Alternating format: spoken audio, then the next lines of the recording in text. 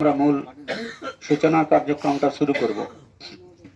আমি আপনাদের কাছে আবেদন করতে চাই যে আমরা মানুষের জীবন মানেই শরীর খারাপ হয়, শরীর থাকলেই শরীর খারাপ হয়, আর শরীর থাকলেই সেই শরীর খারাপটা রোগে রূপান্তর হয়, আর রোগ ভরানোর জন্য আমাদের ধীরে ধীরে ওষুধের প্রয়োজন হয়। সেই ওষুধ খেয়ে আমরা রোগ সারাই, এবং এই ওষুধের সঙ্গে সঙ্গে আমাদের মারণ ব্যাধি, এত বড় বড় মারণ ব্যাধি হয় যে আমাদের ঘটি বাটি জমি জায়গা সব বিক্রি হয়ে যায়, আমাদের পরিবারে কিছু থাকে না, সব কিছু আমাদের পরিবার থেকে চলে যায়। এবং প্রাচীনকালে আমরা জানি আমাদের এই আয়ুষ বা আয়ুর্বেদ চিকিৎসা ব্যবস্থা ছিল, এবং আয়ুষ এবং আয়ুর্বেদ চিকিৎসার মধ্য দিয়েই প্রাচীনকালের আমাদের মানব সভ্যতা, প্রাচীনকালে মানুষের সভ্যতা আমাদের বেঁচে ছিল। কিন্তু ধীরে ধীরে কালক্রমে বিভিন্ন রকম চিকিৎসা বিদ্যা আমাদের দেশে, আমাদের সভ্যতায়, আমাদের পৃথিবীটা আগমন হওয়ার ফলে এই আয়ুষ এবং আয়ুর্বেদ চিকিৎসা ব্যবস্থার ঔষধি ব্যবস্থা এবং কাজ তাছাড়া সবকে নষ্ট করে দিয়েছে এই এলোপ্যাথি এবং সার্জারি ব্যবস্থা। এবং শরীর নষ্ট করে দেওয়ার ফলে আমাদের মানুষ মোটিভেটেড হয়ে সব এলোপ্যাথি এবং সার্জারিতে যাচ্ছে, কিন্তু তাও আমাদের বড় বড় ক্যান্সার থেকে বড় বড় রোগ জ্বালা যন্ত্রণা যা আছে, সেই বড় বড় রোগ জ্বালা যন্ত্রণা আমরা সারিয়ে উঠতে পারছি না। ক্যান্সারের যেমন কেমো দেওয়া, কেমোর ফলেই আমাদের দেখবেন আপনারা ওই কি বলে আস্তে আস্তে আমাদের তাড়াতাড়ি দ্রুতর সঙ্গে আমরা মারা যাচ্ছি, এবং তার ফলে আমাদের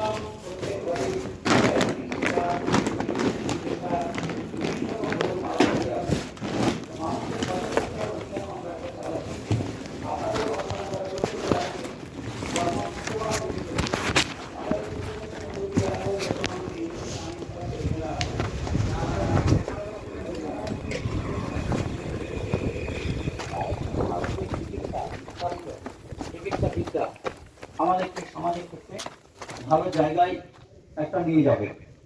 এবং এই আয়ুষ এবং আয়ুর্বেদ চিকিৎসা শাস্ত্র আমাদেরকে প্রচন্ড যে রোগ সবসময় বাজারে মার্কেটে কিনে খেতে হবে এমন কোনো ব্যাপার নয়।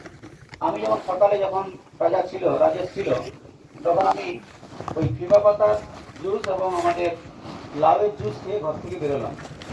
তো আমরা স্বাভাবিক কারণেই আমরা অনেক আয়ুষ এবং আয়ুর্বেদ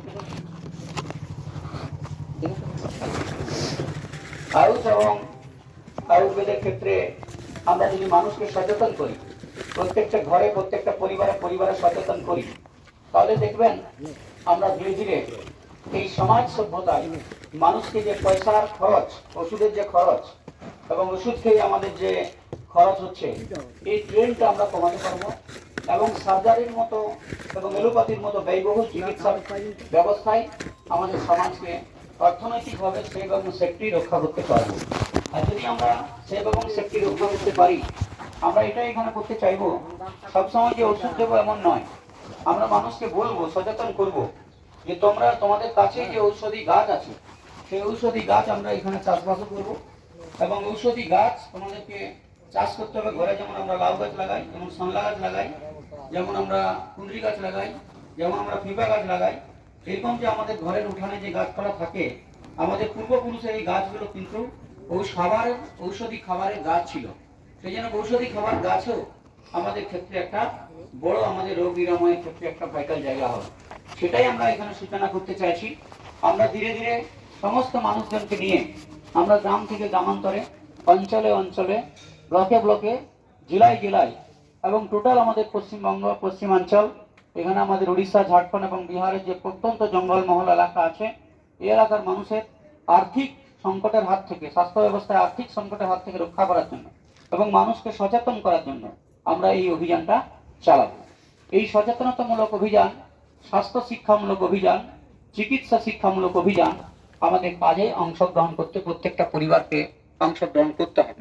তার কারণ আমরা যদি প্রত্যেক পরিবার অংশগ্রহণ না করি, তাহলে কিন্তু আগামী দিনে আমাদের প্রত্যেক পরিবার থেকে মাসে কারো 2000, কারো 3000, কারো 5000, কারো বড় বড় মারণব্যাধি, ক্যান্সার থেকে ডায়াবেটিস থেকে প্রেসার, সুগার, ইউরিক অ্যাসিড যদি হয়, তখন আমাদের কিন্তু অনেক লক্ষ লক্ষ টাকা, জমি জায়গা, গরু বাছুর, ছাগল, ছড়ি সবকিছু বিক্রি হয়ে যায়।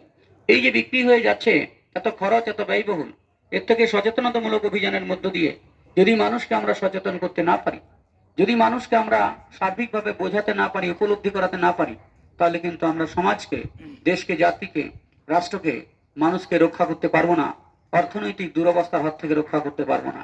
মাল্টিন্যাশনাল বড় বড় কর্পোরেট কোম্পানিরা আমাদের দেশের মানুষের অর্থনীতির কথা, গ্রামীণ পরিবারের কথা, তাদের পরিবারের শিক্ষা, স্বাস্থ্য, চিকিৎসার কথা, অন্ন, বস্ত্র, বাসস্থানের কথা, জীবন জীবিকা, রুজি রোজগারের কথা, কর্মসংস্থানের কথা, এই কথা তারা কিন্তু ভাবেনি। তারা ভাবে যে কত মানুষের কাছ থেকে কত বেশি আমাদের রোজগার করা যায়, কত বেশি টাকা পয়সা রোজগার করা যায়, এটাই তারা ভাবে। যেমন দেখুন, এখন প্রত্যেকের হাতে বড় বড় একটা ফোন আছে। এই বড় বড় ফোনগুলো কি হচ্ছে না, বড় বড় ফোনগুলো আমরা ফোন করি আর হোয়াটসঅ্যাপ, ফেসবুক, গুগল দেখি। খুব কম পরিবারের আছে যে হোয়াটসঅ্যাপ, গুগল, ফেসবুক ব্যবহার করে নিজে উপকৃত হয় বা নিজে সচেতন হয়, শিক্ষিত হয়। কিন্তু হয়নি, তবু আমরা একটা এই 8000, 10,000, 20,000-এর বা 40,000-এর, 50,000-এর একটা ফোন আমরা ঝেট করে পরিবারের গরু হোক, ছাগল হোক, ভেড়া হোক বিক্রি করে, টাকা পয়সা বিক্রি করে আমরা কিন্তু নিয়ে নিচ্ছি। তো সেই জায়গায় দাঁড়িয়ে আমি আপনাদের সকলকে বলবো যে আপনারা সবাই সচেতন হন, কারণ সচেতন করুন। সচেতন হতে হবে এবং সচেতন করতে হবে। এই সচেতন হওয়া এবং সচেতন করার অঙ্কুরোদ্গম সূচনা আজকে আমরা করছি এবং সার্বিকভাবে আমি সবাইকে এই কাজে আত্মনিয়োগ করার জন্য আহ্বান করব। নিজের পরিবারের জন্য, নিজের সংসারের জন্য, নিজের স্বাস্থ্যের জন্য, নিজের চিকিৎসা, শিক্ষার জন্য, যেটা প্রাচীনকালে আমাদের দেশে এই শিক্ষা দীক্ষা, এই চেতনা, বোধ এবং বোধগম্যটা আমাদের পরিবারের মধ্যে ছিল। যেমন সর্দি কাশি হলেই আমরা তুলসী পাতার জল খাই, তুলসী পাতা খাই। যেমন আমরা যে কোনো কিছু হলেই আমরা মানুষকে রোগীর পথ্য হিসাবে লাউ গাছের জুস খাওয়াই, লাউ ডাঁটা খাওয়াই আর ফিপা খাওয়াই। কিন্তু আমরা এগুলো গবেষণা করিনি যে এই লাউ ডাঁটা এবং ফিপা গাছে কি আছে। আবার লাউ ডাঁটা এবং ফিপা গাছকে আমরা রাসায়নিক সার দিয়ে করার চেষ্টা করছি।